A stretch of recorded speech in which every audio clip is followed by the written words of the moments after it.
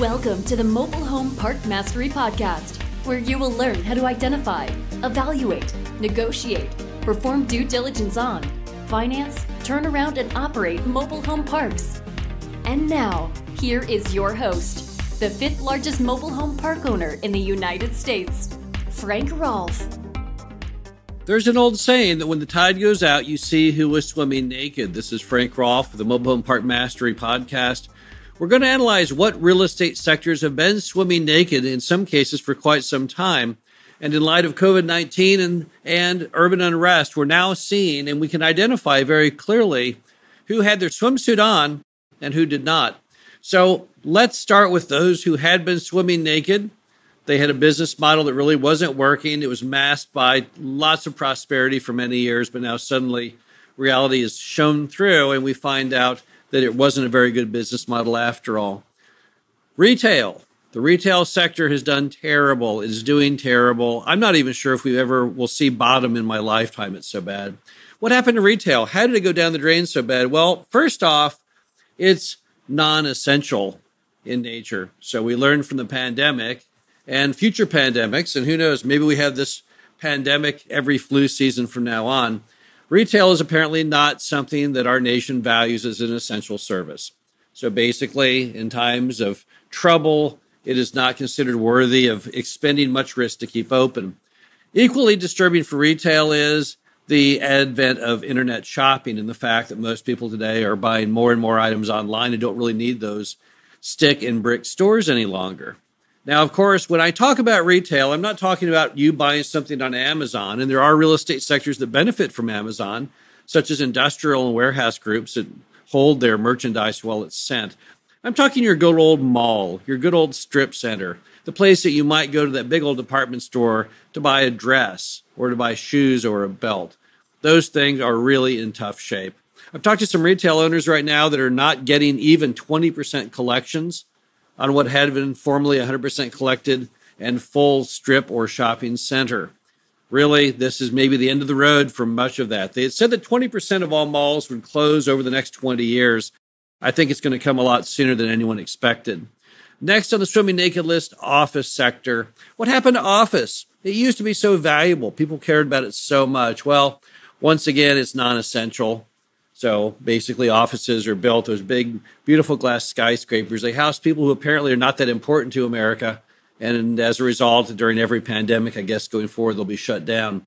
More importantly, though, we learned from this pandemic that maybe we don't need offices that much anymore.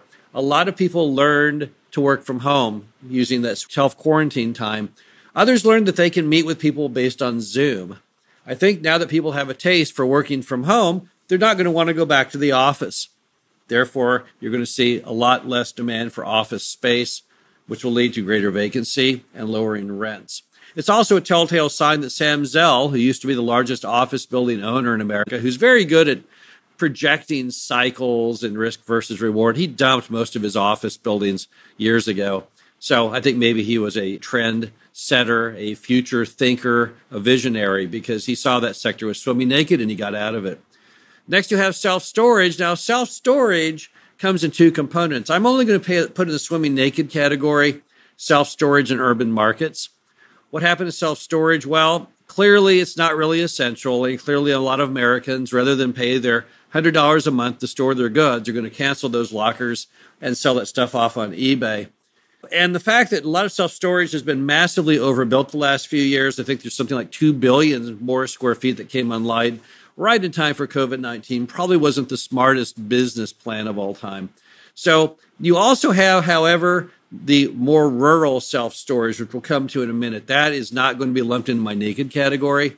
It still has its swim trunks on, but unfortunately, good old self-storage in urban markets, the very markets that we saw articles only a few months ago of how great and hot they were.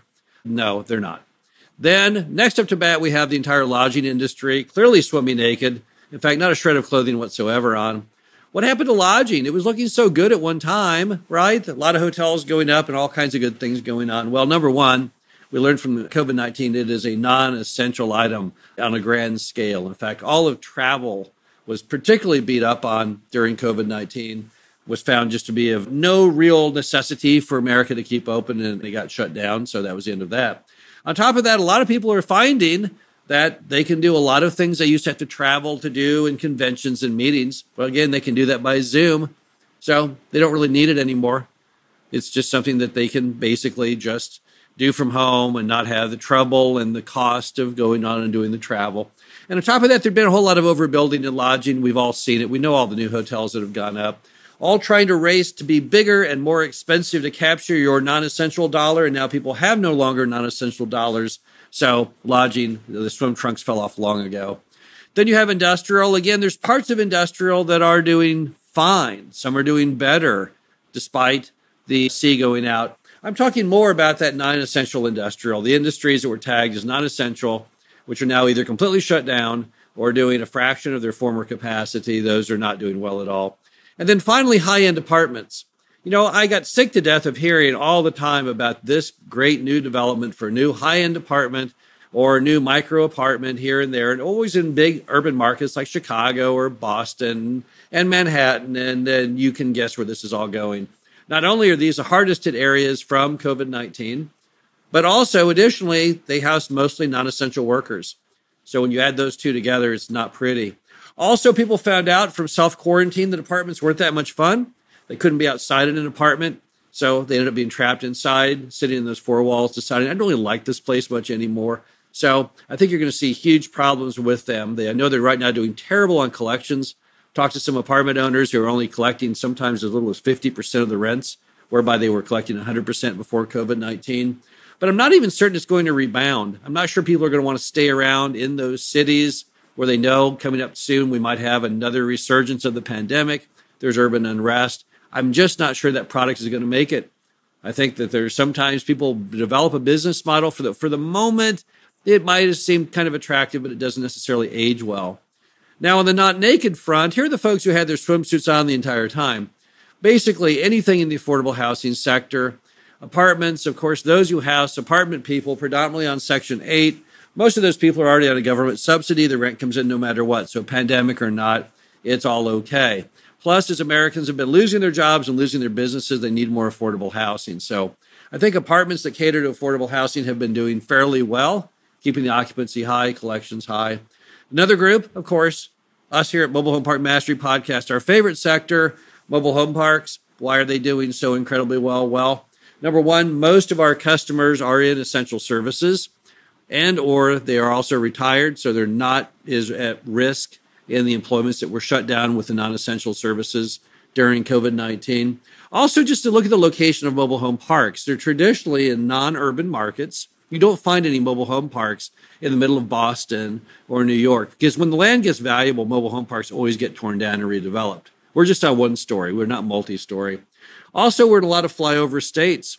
Number one spot for mobile home park in America, the state with the most is Texas. Number 4 is Kentucky. These are not mainstream states that most people talk or write a whole lot about. So basically, mobile home parks are just in the right position geographically to handle the COVID-19 pandemic and urban unrest and whatever else that may be thrown its way. Also, mobile home parks have an advantage over all real estate in that we have very little competition. You've not been able to build these things for about a half a century. So as a result, you're dealing in an asset that you don't have to worry about new things going up tomorrow. That's what killed storage. That's what's killed lodging. That's what's killed office. That's what's killed high-end apartments. And that's what's killed retail is the fact you have rampant overbuilding. No restrictions. Cities say, sure, build your shopping center here, build that high-rise building, please, we'd love it. And as a result, the developers just go crazy. They just can't stop themselves. They always have to build that next building, which they know they'll get it filled because it'll be a story taller than the one next door. It'll have a more sumptuous lobby. And you get this terrible, continuing cycle of overdevelopment and then crashing. But this time, I think, in those sectors, as we described, that deal with the non-essential, that crashing is going to be worse than we've ever seen before. Other reasons we like mobile home parks are they're non-subsidized, so we don't have to worry about the government. Who knows what the government will do going forward? There'll be a whole lot less of tax money coming in from the pandemic, from urban unrest. What will happen? Where will that money go? I don't know, but mobile home parks are not subsidized. So a government retraction in, for example, the Section 8 program would have no impact at all. Finally, mobile home parks have one thing that apartments don't, and that's called a yard. So in a mobile home park, you've got no neighbor knocking on your walls and ceiling. You get to park by your front door. You have neighbors who have been around typically on average 14 years. And this is very important. You have a yard. And we all learned from self-quarantine, the one place you could go and not wear a mask, and you could go and feel safe and feel happy and just hang out and commune with nature was, in fact, a yard. And apartments don't deliver on that. Never have, never will, can't do it. I think it's also worthy to note self-storage in urban markets, I think, has been doing okay. I live in a small town in Missouri. I'm not seeing any new increase in vacancy in self-storage. People like self-storage. They need self-storage, but they don't need a whole lot of overbuilt self-storage. But I think storage may be okay in those less urban markets. Also, RV parks, let's talk about that for a moment because it's partially naked and it's partially clothed. So I guess it's having the swim trunks on, but just on one leg perhaps. What you have is with RVs, with social distancing, there's many RV activities you can't do. So a lot of people right now are saying, I'm not going to go use that RV park because I can't use the things I like to do, which are maybe swim in the pool, hang around the campfire, the things that don't meet our social distancing guidelines. But yet others are saying, I'm going to go get in my RV and go out because I want to self-quarantine and commune with nature. So I see it going both ways. Also on locations, you have some destinations that have remained open this entire time during COVID-19. And then you have others which are fully shut. In fact, I think coming out of this pandemic, people will realize which the true best RV destinations are and which are not from an investment category. Obviously, you want to be around things that remain open and not things that are closed at the whim of the U.S. government. So in the end, what does it all mean? It means you want to be wearing your swim trunks. The ocean does go out periodically. I know we spent a long time. The last great recession we had was 2007. So we all got spoiled thinking, no, there won't be another recession anytime soon. So maybe I don't need to buy those swim trunks after all, or maybe I've outgrown them and I just won't buy any more. But in the end, you do, because it is a cycle in America. You always have a boom and bust cycle. You cannot have a good time without a bad time. And when the bad times come in, you don't want to be left swimming naked. This is Frank Roth, the Mobile Home Park Mastery podcast series. Hope you enjoyed this. I'll talk to you again soon. Thank you for listening to the Mobile Home Park Mastery Podcast. Be sure to visit us at mhpmastery.com to subscribe to the show, read our show transcriptions, and access all of our great information on mobile home park investing.